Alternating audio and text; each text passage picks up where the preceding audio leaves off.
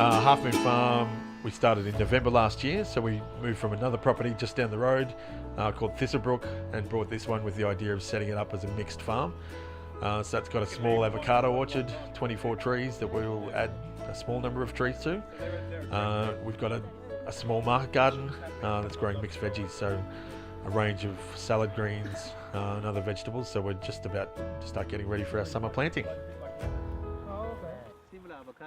So much to learn about growing food and growing plants. I consider myself in that sense a lifelong learner.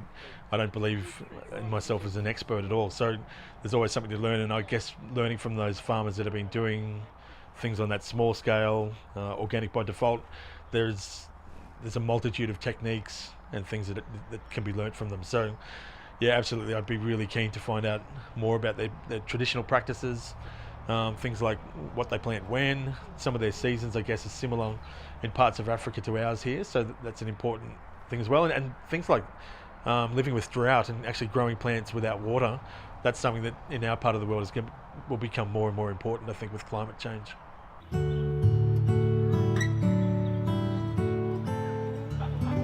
When we had the visitors come out to the farm and were looking at the veggie patch, they specifically asked about okra. So it was one of those crops, I guess, that I've grown in the recent past, but I haven't grown for a few years. So we've since decided to plant some okra. So we've just sown a batch of seedlings this week.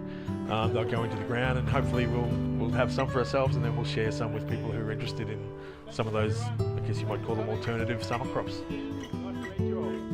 Historically in Australia, we've had a very well-defined food culture. It's been based on that, I guess, traditional European and English model of food that's quite simple and suited their climate.